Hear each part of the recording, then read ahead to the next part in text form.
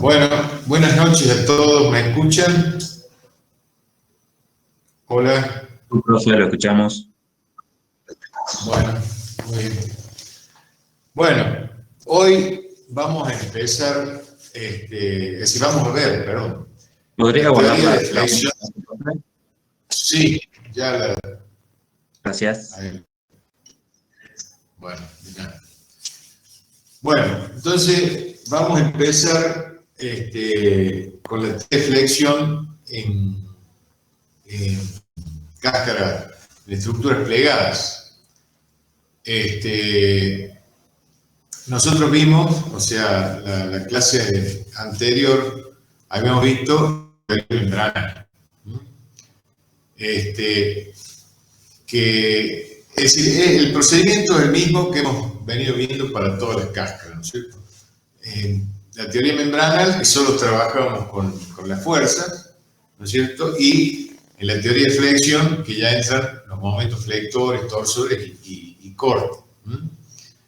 Entonces, al igual que como lo hicimos con la cáscara anterior, habíamos hecho el comentario que trazando, digamos, una línea media sobre lo que era la poligonal, ¿no es cierto?, de la cáscara, cuando los desplazamientos de la línea media de los elementos, o sea, ya alcanzaban, o sea, cuando alcanzaban la línea media, ¿no es cierto?, ya la deformación era importante, no se podía considerar solamente por la teoría membranal, sino que ya tenemos que hacer un análisis más riguroso por teoría de flexión. Entonces, al igual que como hemos hecho con las otras cáscaras, ¿no es cierto?, tenemos, aparte de los momentos flectores, o sea, aparte de la fuerza de sección, tenemos los momentos flectores, torsores y fuerzas cortantes. Bueno, en las estructuras plegadas se puede analizar o sea, la flexión de dos formas. El análisis basado en el empleo de la teoría de elasticidad, como hemos hecho hasta acá, ¿no es cierto?, con las otras cáscaras, y un análisis basado en el empleo del procedimiento de cálculo de teoría de la estructura. En el primer caso, como en todos los anteriores, desde el punto de vista práctico, o sea, al aplicar por teoría de elasticidad, digamos, la resolución manual se hace compleja, ¿no es cierto? O sea, como ustedes lo han podido ver en los que, digamos, terminamos utilizando el método de la fuerza, ¿no es cierto? Digamos que es la aplicación práctica, digamos, más accesible. Por supuesto que cargado en un programa de computación, ¿no es cierto?, en un programa, el método mejor adaptable es el método de la deformación, ¿sí? Pero, digamos, ahí se plantean con las ecuaciones, normalmente es la resolución por el sistema de ecuaciones lineales siempre lo hacíamos en los puntos característicos, los encuentros de cáscara, que en este caso sería en el el caso de los pliegues, ¿cierto? Bueno, pero como la función que tenemos en digamos acá, es académica, tenemos que ver el análisis basado en la teoría de elasticidad. Bueno, entonces, al igual que como hicimos en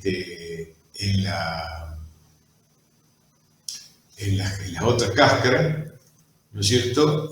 Acá hacemos el planteo. Primero, las solicitaciones exteriores que actúan en la estructura.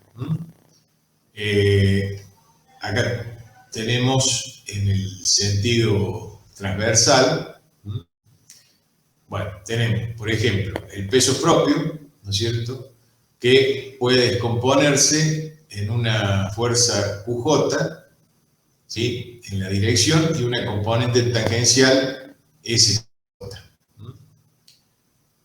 Las cargas pueden actuar en la arista J, ¿no es cierto?, por eso se denominan P sub J, con las componentes P sub J, J menos 1 y P sub J, J más 1. Cargas en la primera y última arista, según la figura esta, son la fuerza tangente al elemento, o sea, el N0, el Nm, el momento flector transversal, el M0, el Mn, la fuerza de corte tangencial, T0 y Tm, y la fuerza de corte transversal, R0 y R. En la figura 12, la figura 12, perdón, en la figura 32 se indican las fuerzas de intersección entre el borde de la cáscara y el tímpano, que son la fuerza de corte, es decir, esta es la fuerza de corte tangencial, T sub S, la fuerza de corte transversal, Rx, y la fuerza de esquina de placa es Ri, que acá no se aprecia. La fuerza de aristas PJ y las cargas de superficie P, o sea, P sub J, no pueden presentar componentes en dirección de X, ya que la misma no podrían ser absorbidas por los tímpanos. O sea, recuerden, la dirección de X no es el sentido de los tímpanos.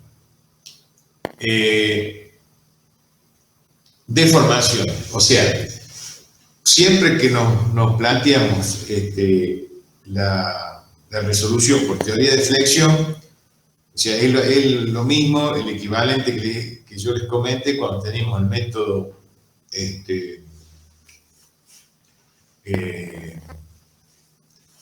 el método estático, ¿no es cierto? O sea, isostático, perdón, ¿no es cierto? Donde teníamos solamente el equilibrio. Cuando ya tenemos flexión, ¿no es cierto? Tenemos las ecuaciones de deformación para poder resolver el problema, ¿no? Entonces, tenemos la forma de las fuerzas exteriores, ¿no es cierto? Y, es decir, las cargas, la generación de las cargas en el tímpano, sobre cada una de las lajas, ¿no? Las deformaciones. Cada punto de la superficie media de la estructura plegada experimenta los desplazamientos, o sea, U, V y W, en dirección longitudinal, transversal y normal. En la figura 32 se definen transversal y normal, respectivamente, figura 32. Se definen los giros, o sea, el phi x, o sea, el giro x, ¿no es cierto? La derivada de w respecto de x. Y en y, la derivada de w respecto de y. Es decir, en la dirección x y en la dirección y. O sea, en la misma forma como nosotros lo trataríamos en una placa. Las fuerzas internas son las resultantes de tensión, ¿no es cierto?, que se agrupan, acá según la figura 33, entonces tenemos el NX, ¿no es cierto?, el NI, el NXI y el NX, ¿no es cierto? Estas son las fuerzas, ¿sí? Ahora, después tenemos acá, es decir, como tenemos rotaciones también, ¿no es cierto?, vamos a tener momentos. Entonces tenemos el momento MXI, ¿sí?, el MX, el MI, el MIX y el QX y el QI. Fuerza de estado de Laja, entonces, NX, NI, NXI y NIX que son iguales, ¿sí? Y fuerza del estado de la placa sería MX, MI, MXI, MIX, ¿no es cierto?, que vendría a ser el momento torsor. Y después tendríamos los cortes QX, QI y RX y RI. Las fuerzas RX y RI agrupan, como en el caso de placa, las fuerzas cortantes propiamente dichas a los momentos torsores, reemplazados por curvas equivalentes, según la conocida idea de Kirchhoff. Su valor es Rx es igual a Qx más la derivada de MXI respecto a I, y RI es el QI más la derivada de XI con respecto a X. Bueno, esto, o sea, un poco como para que nos ubiquemos, es el corte, ¿no es cierto?, el corte directo y el corte determinado por el momento, ¿no es cierto?, que en este caso el momento torsor, ¿no es cierto?, y se lo asimila a una dirección. O sea, la derivada del momento flector es el esfuerzo de corte. Lo que pasa es que en este caso es el momento torsor, ¿no es cierto?, que se lo suma a QX, que correspondería al valor de las cargas. Ecuaciones diferenciales de la estructura plegada. Las ecuaciones diferenciales que gobiernan la solución de la estructura de superficie se derivan según la teoría matemática de la elasticidad sobre la base de 3 grupos de condiciones. O sea, 6 ecuaciones de equilibrio para el elemento diferencial, o sea, exactamente igual que lo que vimos, ¿cierto?, anteriormente. O sea, el elemento diferencial de X, diferencial de Y, una condición de compatibilidad geométrica y ecuaciones de elasticidad o elastoplásticas que expresan las relaciones entre componentes de tensiones y componentes de deformaciones según la ley de Hooke. Cuando estos 3 grupos de condiciones son aplicados al elemento diferencial de X, diferencial de Y, de un pliegue cualquiera de la estructura plegada, es posible arribar a 2 diferenciales a derivadas parciales correspondientes a los estados de Laja y de Planck, respectivamente, independientemente de las fuerzas exteriores tangenciales SJ. Las fuerzas NX, NI y NXI y los desplazamientos U y B. En la ecuación del estado de placa están representadas las fuerzas del estado de flexión, la deformación normal de la placa, W, y la fuerza exterior Q. Estas ecuaciones han sido vistas en el curso de elasticidad, no serán, o sea, nuevamente deducidas aquí. Son exactamente las mismas que hemos visto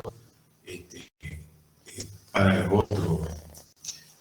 Bueno, entonces, en el estado de Laja es conveniente llevar las cargas tangenciales SJ a arista aplicando la ley de la palanca, a fin de trabajar con una ecuación homogénea.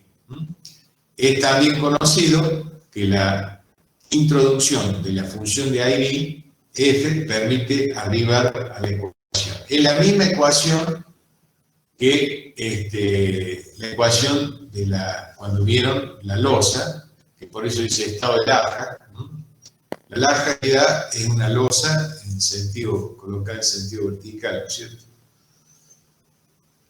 Bueno, entonces, la derivada de f con respecto a x 4 veces más la derivada cuarta de f con respecto a 4 veces, con respecto a x 4 veces, más 2 por la derivada cuarta de f respecto a x 2 veces, más la derivada cuarta de f respecto a y 4 veces igual a 0.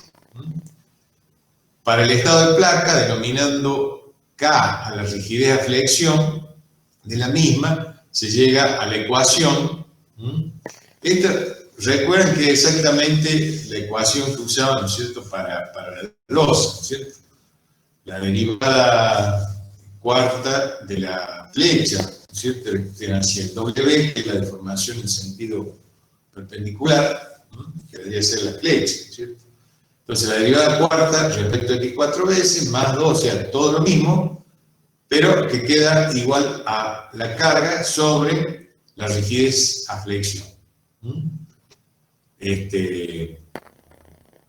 Estas dos ecuaciones biarmónicas a derivadas parciales de cuarto orden, con coeficientes constantes, la primera homogénea y la segunda inhomogénea, gobiernan la solución del problema.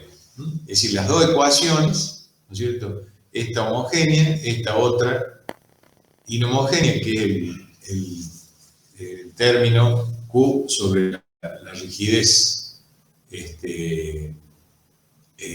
a flexión, K, ¿no es cierto? Que acá está puesto en el K, es el E por H cubo sobre 12 por 1 menos mu cuadrado.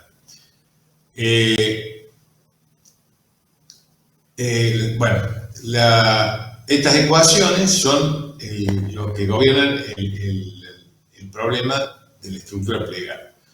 Mejor dicho, cada uno de sus elementos o pliegues, porque en realidad, es decir, cada uno de los elementos que configuran esta cáscara plegable. Las ecuaciones deben aplicarse por separados a todos los pliegues. Conocidas las distribuciones de F y W, es posible calcular la fuerza y deformaciones de los estados de laja y de placa mediante las expresiones que se presentan en las tablas siguientes.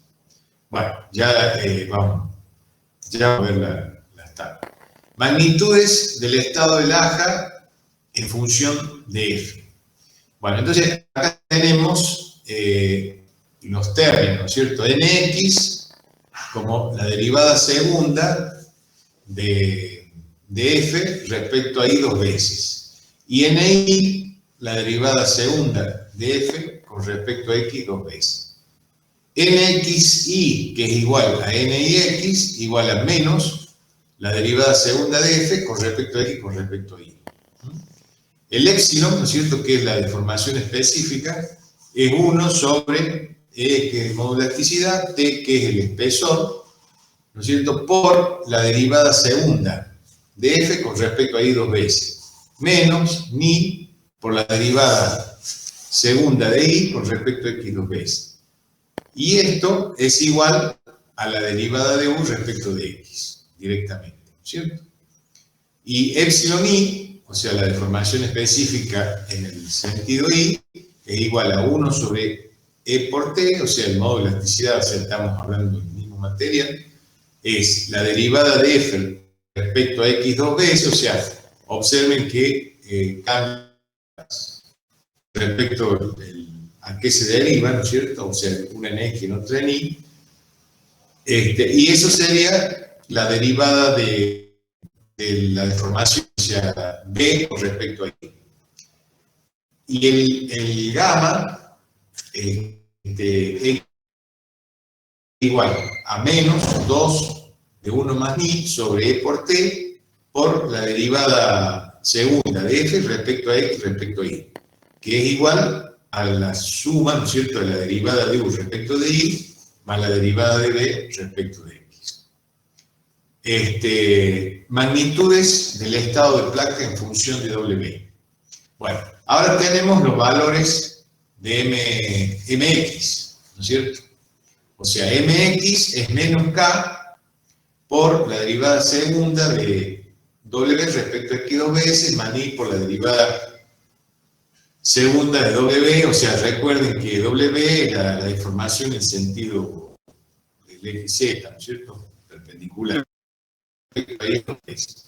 Y mi es igual a menos k. Observen que es lo mismo, es decir, cambia con respecto a la derivada, en el caso de mx era con respecto a x dos veces y con respecto a y, acá se intercambian lo que sería respecto a la función que se deriva,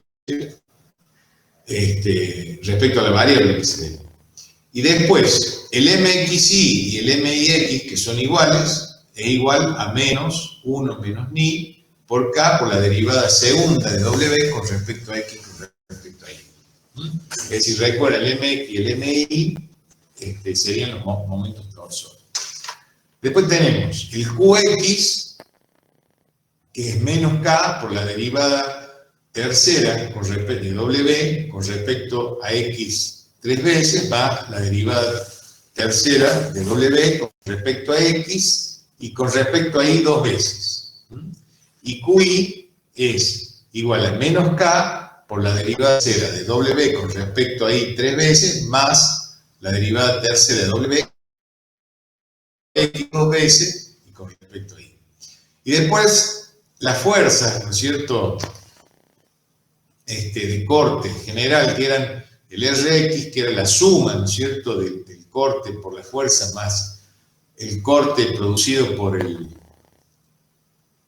los momentos de torsión, es decir, la derivada del momento de este momento xy respecto de y, la derivada del momento del corte, ¿no es cierto? Entonces, suma al corte de la fuerza. Y esto, desarrollando, es menos k por la derivada tercera con respecto a x 3 veces, más 2 menos ni por la derivada tercera respecto a x respecto a y 2 veces. Y para el RI, ¿no es cierto?, de la misma manera, ¿no es cierto?, QI más la derivada, recuerden que el MX y el MI son iguales, en valor absoluto, ¿no es cierto? Bueno, la derivada, en este caso, en el X con respecto a Y, y en el Y es con respecto a Y. Igual acá, ¿no?, de la misma forma, donde se intercambian con respecto a la variable, ¿no es cierto?, que deriva. R, ¿no es cierto?, fuerzas en la esquina, es menos 2 por 1 menos mi por la, bueno, acá falta derivada segunda de W respecto a X respecto a Y, y es directamente igual a 2mxy.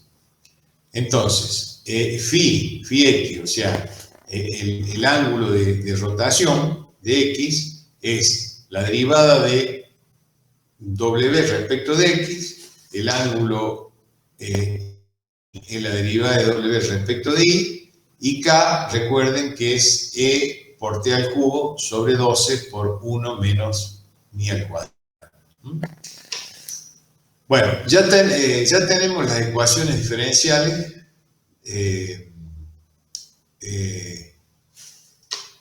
47, o sea, que eran estas, ¿no es cierto?, 47 y 48, las dos ecuaciones diferenciales. La solución se encara por el método de separación de variables, ¿sí? Ya, también podría ser por el método de diferencia finita, que es la resolución numérica de la ecuación diferencial. Bueno, en este caso, sí está desarrollado para la resolución del método por separación de variables. Entonces, considerando la estructura apoyada en tímpanos extremos, las condiciones de borde a cumplir son: para X, recuerden que X es el eje que va en sentido longitudinal, ¿no es cierto? Para X igual a 0 y X igual a L, o sea, en los dos extremos, tenemos NX igual a B igual a MX igual a W igual a 0. Estas condiciones quedan satisfechas, es decir, igual porque son iguales a 0, digamos, NX, B, MX y W son iguales a 0, es decir, no hay recuerden que se consideran articuladas en el extremo, entonces no hay NX, no hay deformación B, no hay MX, porque está articulado, y no hay desplazamiento hacia abajo ni hacia arriba, porque, digamos, también está, tiene un vínculo de primera especie, igual a 0. Estas condiciones quedan satisfechas si se adopta para la dirección X una serie de Fourier, para lo cual la carga exterior debe desarrollarse también en dicha serie. La desventaja de este tipo de integración radica en el hecho de que para cada término de la serie debe realizarse el cálculo completo, arribándose a la solución por la suma de todos los cálculos parciales. Para el término n de la serie puede escribirse para la flecha y la función de Airy fn igual a phi n por el seno, bueno, este sería dn por pi sobre L por x, o sea, en la posición, el valor de x que tenemos, ¿cierto? El valor de x que consideramos, la distancia, y k por wn, o sea, de manera general, k por el desplazamiento, igual a psi n por seno de n por pi sobre L por x. Bueno, n sería 1, 2, 3, el número de. Entonces, phi n y psi n son funciones de y solamente, y surgen de resolver las ecuaciones diferenciales ordinarias, es decir, que son de una variable, resultan de reemplazar las funciones 59, 60, 47, es decir, todas las que hemos visto, es decir, las 59, 60 y las 47, 48. Entonces, directamente, para calcular el ángulo, ¿cierto? Phi n, tenemos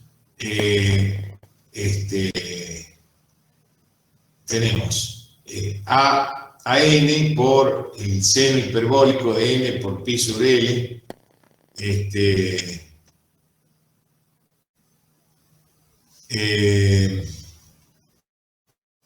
bueno, digamos, estas son la ecuación, o sea, K por N, o sea, es la rigidez. Recuerden que la rigidez es el momento sobre el ángulo, ¿no es cierto? Y la rigidez por el desplazamiento es una fuerza.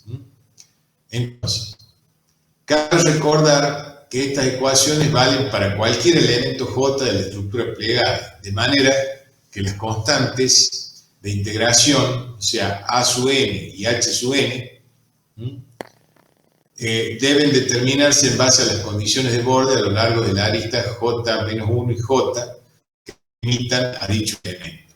Para el estado de placa aparece la solución particular de phi 0 que depende de la carga exterior. En cambio, para el estado de Laja no se presenta un término similar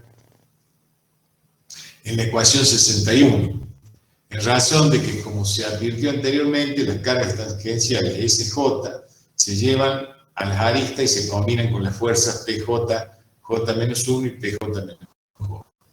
En base a las tablas presentadas en la página 36, las magnitudes del plaque de Laja resultan dadas. O sea, ya directamente el valor de NX, ¿no es cierto?, va a ser el NX módulo seno de N por pi sobre L por X, el NI igual a NI, el módulo seno de N por pi sobre L por X, B, ¿no es cierto?, que es la deformación en el sentido I, ¿no es cierto?, es igual a B, o sea, como B del vector seno de N pi sobre L por X, NXI igual a NIX, ¿no es cierto?, igual a n y x por el coseno de n pi sobre L por X, y la deformación U, ¿no es cierto?, es el U de módulo por el coseno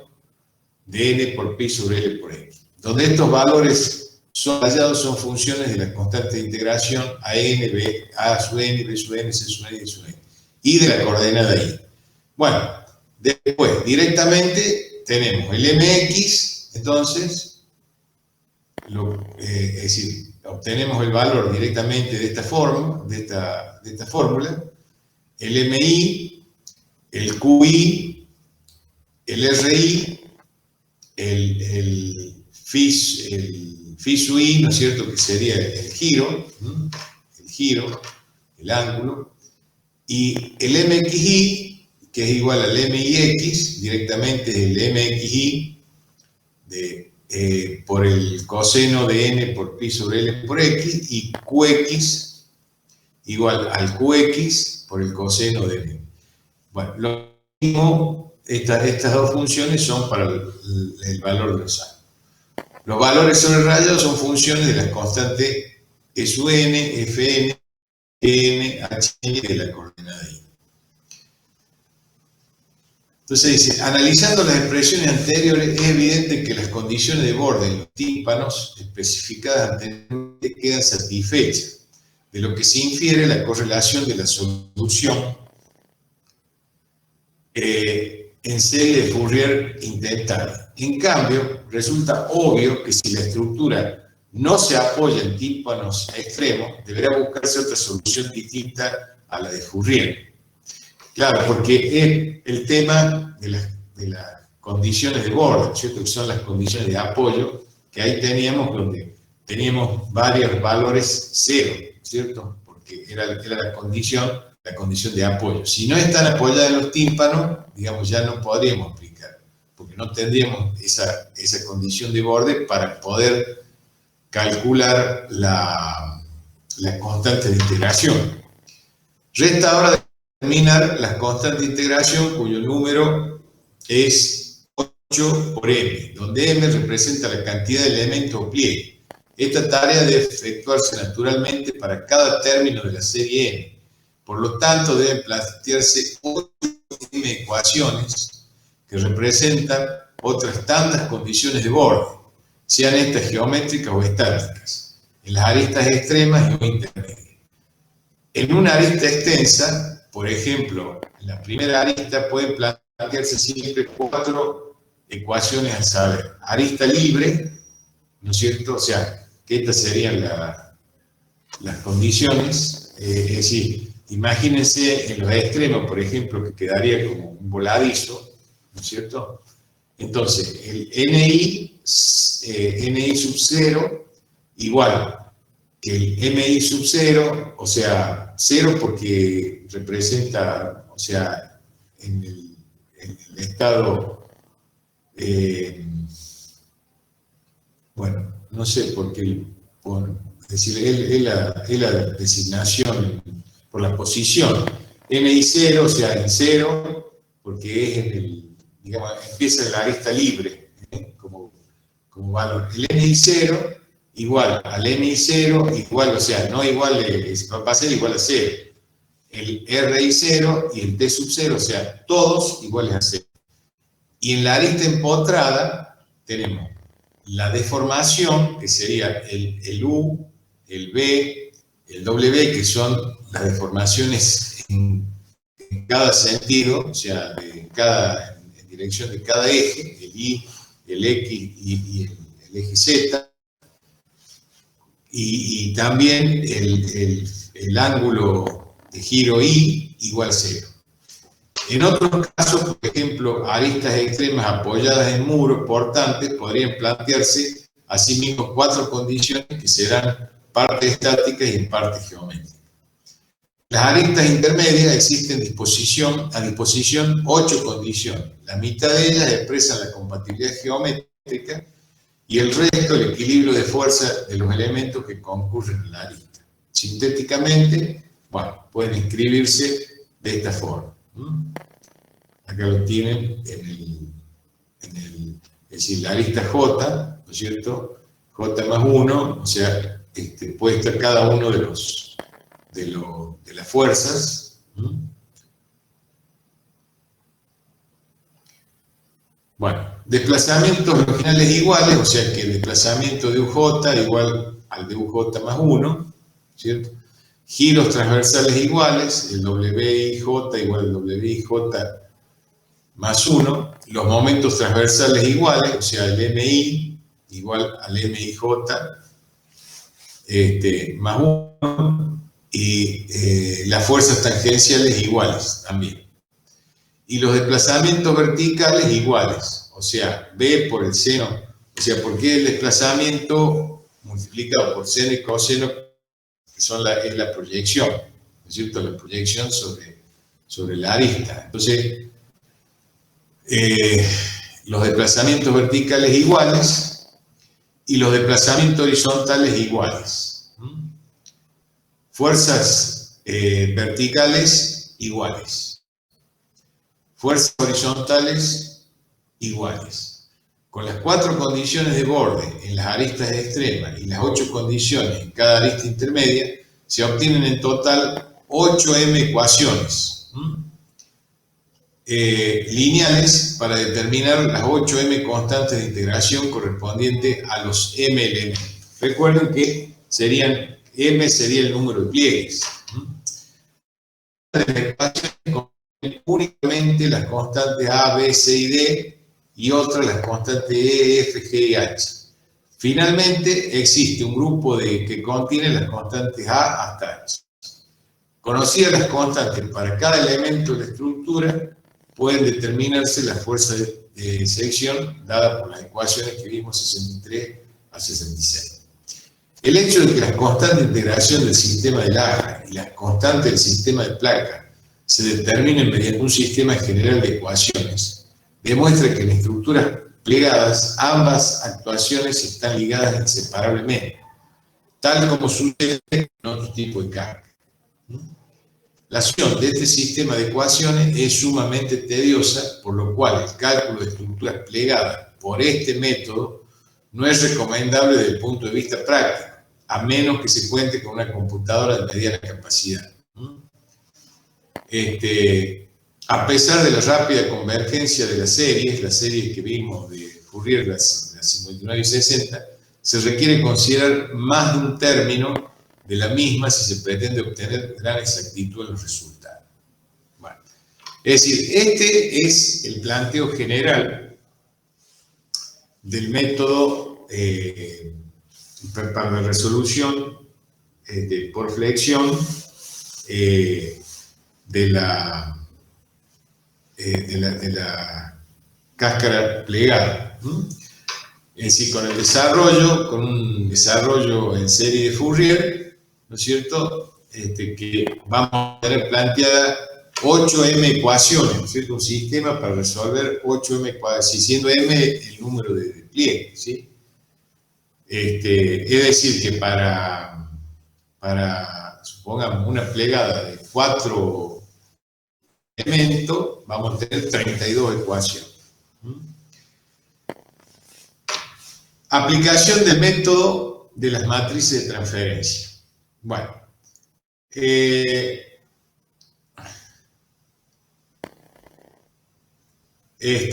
bueno, eso no, solamente digamos, no sé si ustedes habrán visto la matriz de transferencia en estabilidad,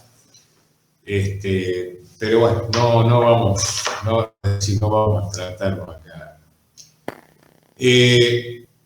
Y lo que sí vamos a ver, el análisis basado en procedimiento de la teoría de estructuras, ¿cierto? Todo siempre que se trate por el método de la teoría de las estructuras, son métodos que admiten un comportamiento simplificado de la estructura. Las hipótesis en adición a las hipótesis fundamentales formuladas en el capítulo 3, se supone que el comportamiento de cada elemento en su plano es similar al de una vía simple tímpano extremo. Es decir, como lo vimos en la teoría membranal, ¿no es cierto? La ecuación de cada elemento en sentido transversal es similar a de una losa armada en una sola dirección, ¿sí? Es decir, sería de una losa apoyada sobre dos lados nomás, ¿cierto? Ese es digamos, el criterio. Es decir, no apoyada sobre los 4 lados, sino apoyada sobre 2 lados. O sea, es lo que quiere decir similar a una losa armada en una sola dirección. Obsérvese que estas suposiciones fueron hechas ya en el cálculo membranal presentado en el campo. Sin embargo, al analizar el sistema desplazable, se admitieron aristas bisagradas en virtud de que los desplazamientos de aristas podían considerarse despreciables, ¿sí? Si tal hipótesis no fuera válida, es evidente que los desplazamientos W, ¿cierto?, en sentido del eje Z, normales a los elementos, originarán momentos flectores transversales adicionales. La figura 34 A, que deberán agregarse a los producidos por...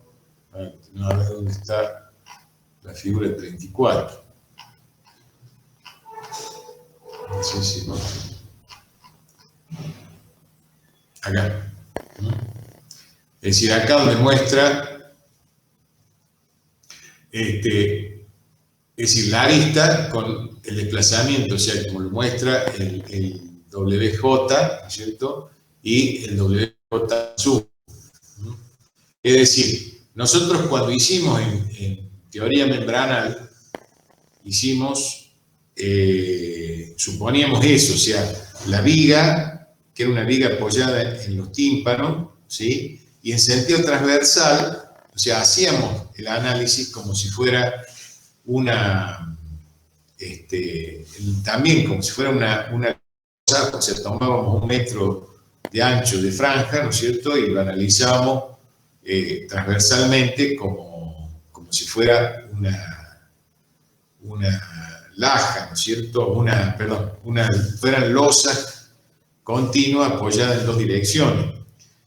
Como nosotros consideramos despreciable la deformación de las aristas en el sentido W, ¿qué pasaba? Nos aparecía,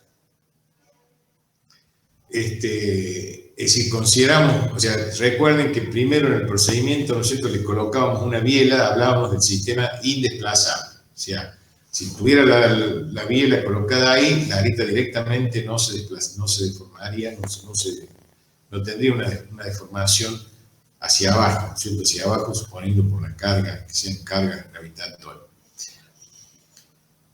Ahora, nosotros sacábamos la la biela, y descomponíamos la fuerza que quedaba actuando, o sea, no la biela, existía la fuerza, o sea, la invertíamos, la descomponíamos, y bueno, existía esa fuerza que la descomponíamos según la dirección de las 2 aristas.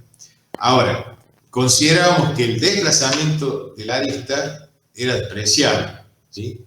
Ahora, ese desplazamiento no es despreciable, ¿cierto? O sea, por eso depende de las condiciones, o sea, que tenía una verificación con respecto a la línea media que formaban todos los pliegues, ¿cierto? Hasta dónde llegaba la deformación, no tenía que pasar esa línea media.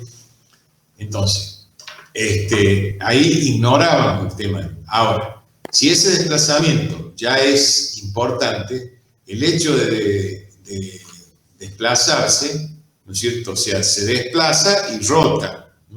Entonces generan momentos flectores transversales, ¿cierto?, que deberán agregarse a lo producido por la carga interior, ¿cierto?, al tratar el sistema indesplazable. Claro, cuando nosotros tratábamos el sistema desplazable, ustedes se acuerdan que lo hacíamos directamente por los momentos que quedaban en los extremos, hacíamos el equilibrio, ¿no es cierto? Podemos hacer el reloj, ¿no es cierto?, equilibrando los momentos, o sea, por el método de compensación de tensión, ¿no es cierto?, equilibrando, pero eran los momentos producidos por las cargas exteriores, ¿sí?, con el sistema indesplazable. Ahora, como el sistema es desplazable, o sea que las aristas bajan y como consecuencia giran y generan un momento adicional,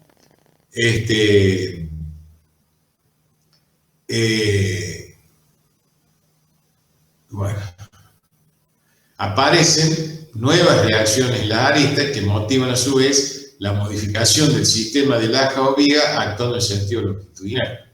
Entonces, se genera naturalmente un proceso iterativo que es la idea básica de la solución de Brillmeyer. Sin embargo, otros autores, proponen métodos que consideran expeditivamente la complicación señalada y son perfectamente adecuados para el cálculo manual, involucrando una laboriosidad considerablemente menor que los métodos basados en la teoría de la elasticidad.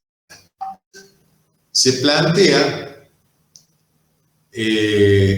un sistema de ecuaciones algebraicas que permite calcular en forma directa los desplazamientos relativos de las aristas y en función de esto los momentos correctivos. Otros autores también proponen del método de la fuerza y de los grupos de fuerza respectivamente. Mientras se puede usar también el método de las deformaciones. Una interesante revisión, aunque parcial, de los principales métodos de análisis y confirmación experimental, lo podemos resumir así. La evaluación de los momentos correctivos debido a los desplazamientos diferenciales de la arista es extremadamente importante cuando la relación entre luz, ¿no es cierto?, y el ancho de los elementos B es mayor a 6 o 8 según los casos. Es decir, recuerden que L es la luz entre tímpanos, ¿sí? Y B es el ancho, ¿no es cierto?, que tenemos de cada una de las franjas. Entonces, cuando la relación entre la luz, ¿sí?, y el ancho es mayor de 6 a 8, ¿no es cierto?, según los casos. Los métodos basados en la teoría de las estructuras conducen a resultados muy satisfactorios cuando se comparan con los provistos por la teoría de la elasticidad. El análisis como si la estructura fuera una viga debe aplicarse con suma cautela y no en forma indiscriminada. Tal simplificación puede usarse, por ejemplo, en tramos internos de estructuras plegadas continuas transversalmente, o en sistemas donde haya cierta garantía de que no se originan distorsiones notables de la sección transversal debido a los desplazamientos laterales. Bueno, digamos, es todo sobre estructura plegada. Yo no sé si ustedes vieron con Francisco, hicieron ejercicio de la estructura plegada en estado membranal. Hola. Hola. Sí, profe. Sí, profe. Hicieron el ejercicio de en estado membranal. Recién a la clase pasada terminó de ver cómo dimensionar, digamos. Bueno, está bien, pero digamos, no hicieron, por teoría de flexión, no hicieron, digamos, en la mayoría de los casos, o sea, siempre que se respete estas condiciones que hemos dado acá, es decir, el análisis, en realidad, ¿cómo hicieron, por ejemplo, la compensación de tensión? O sea, lo hicieron por el método de los 3 momentos, lo hicieron por la compensación de tensiones para equilibrar los momentos en las aristas.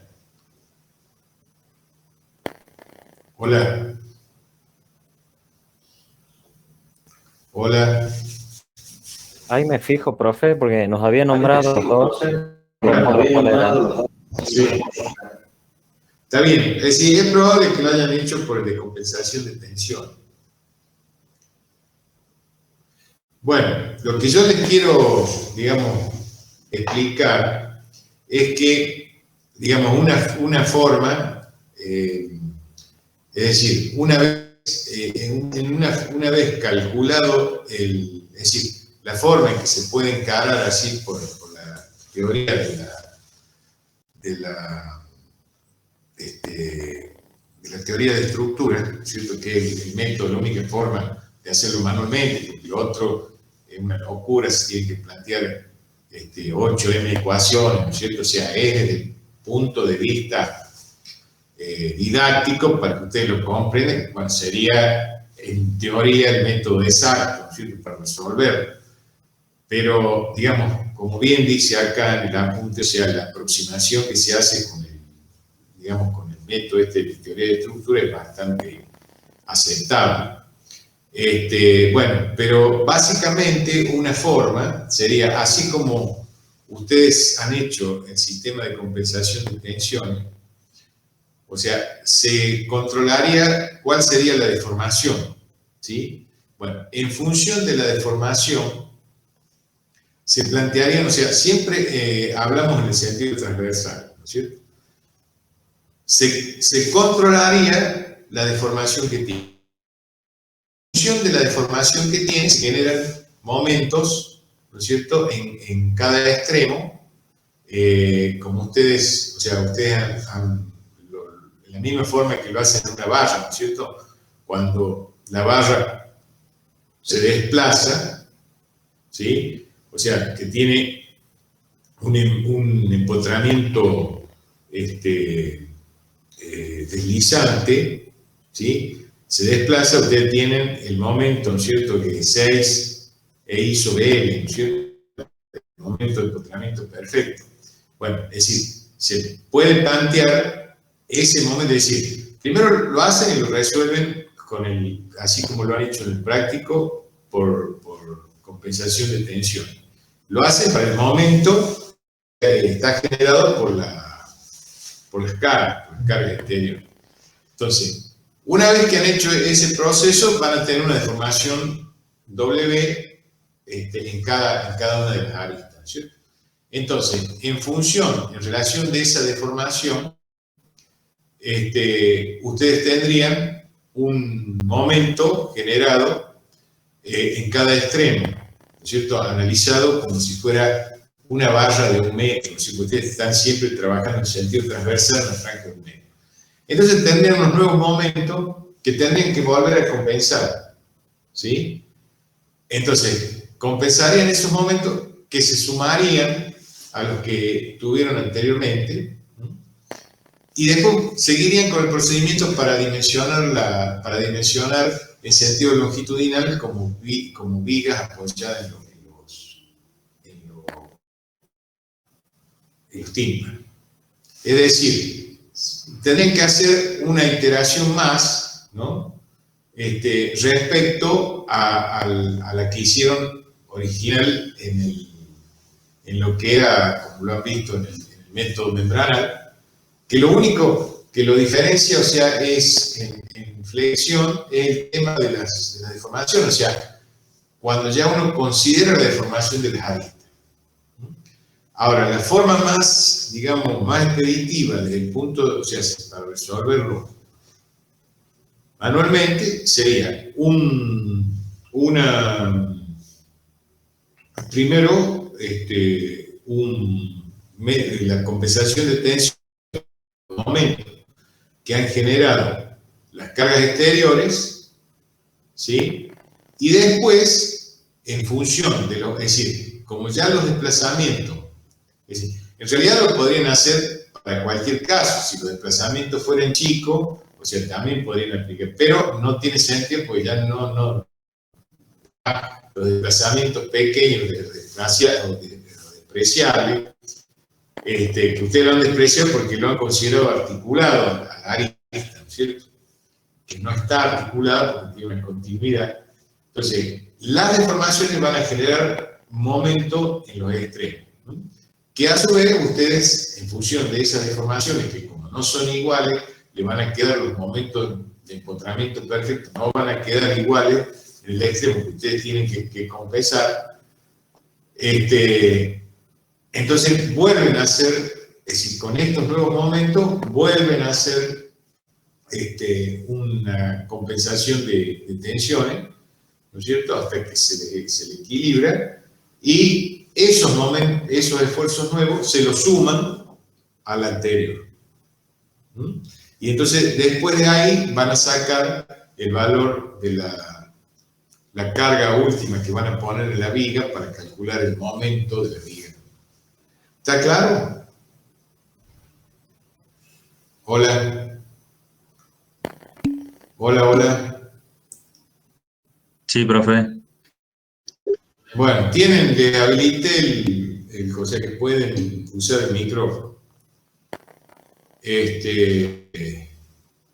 Bueno, ¿hay alguna pregunta o algo de esto?